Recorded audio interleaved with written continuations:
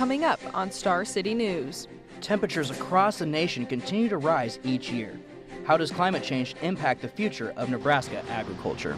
We'll take a look at the thousands of people across the country that continue to be impacted by severe weather during the busiest travel weekend of the year.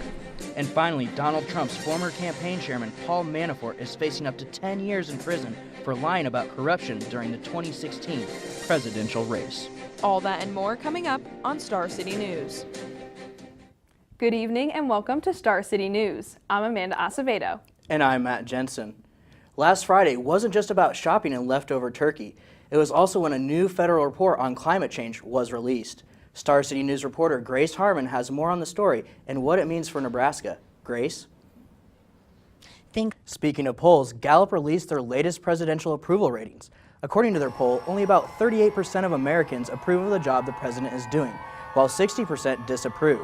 That means 6 out of every 10 Americans are not happy with the president. Since last week, Trump's approval rating has dropped 5 points. His rating saw the most drop among Americans from ages 18 to 29 years old.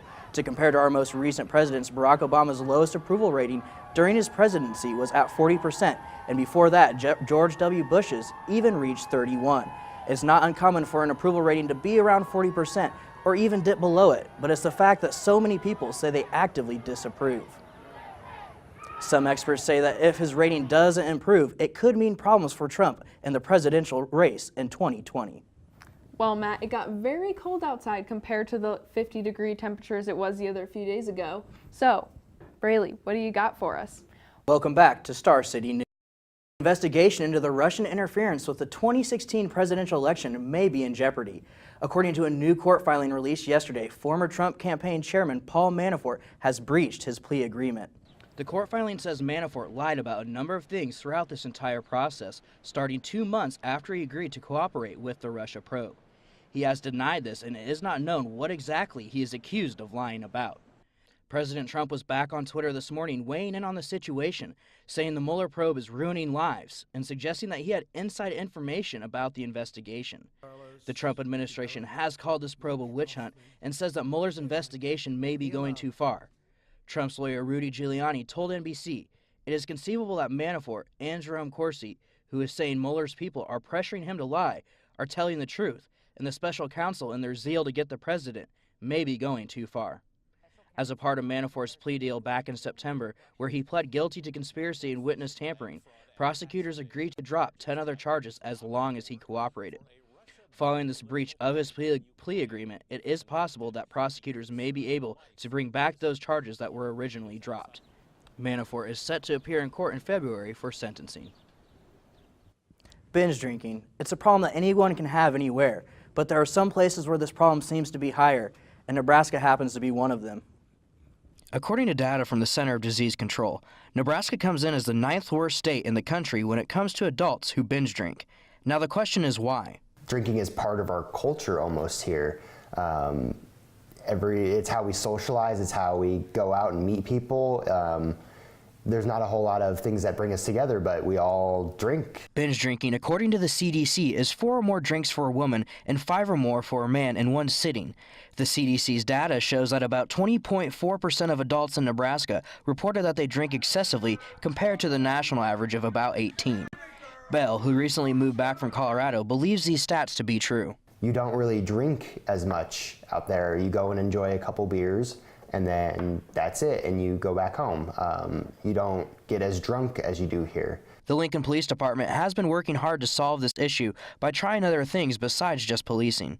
The Nebraska Liquor Control Commission has training on their website, and over the years we started with the local group here in Lincoln, started with the managers of record or the owners, and we have moved on. We also do seller server training, and seller server training is available online. Even though Nebraska's drinking rates is one of the highest in the country, our binge drinking rate has dropped almost 3% since 2013. So we are making progress. Lincoln received a couple of inches of snow over the weekend, but we didn't get the worst of the winter storm. Here's CNN reporter John Lawrence with more. Nebraska basketball is now 6-1 following a close win over Clemson on the road last night.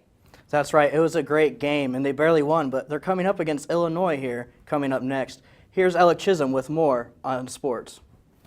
That's right, guys. Nebraska. Thanks, Braley. Coming up on Star City News.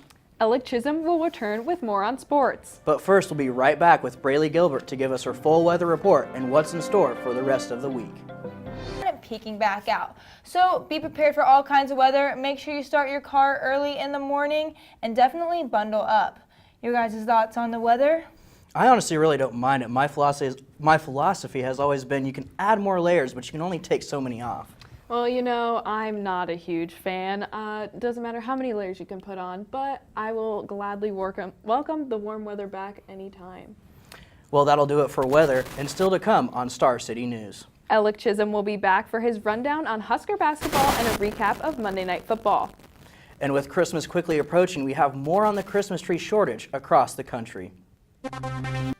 And finally tonight, we are getting into the holiday spirit. There is a national shortage of Christmas trees, but lucky for us, Nebraska looks to be okay. They say there was about an oversupply of about 10 years ago, and growers planted fewer trees to save money. But the effects of that are now being felt around the country. The association warns shoppers they can now expect fewer trees to pick from. And higher prices for the trees they do find.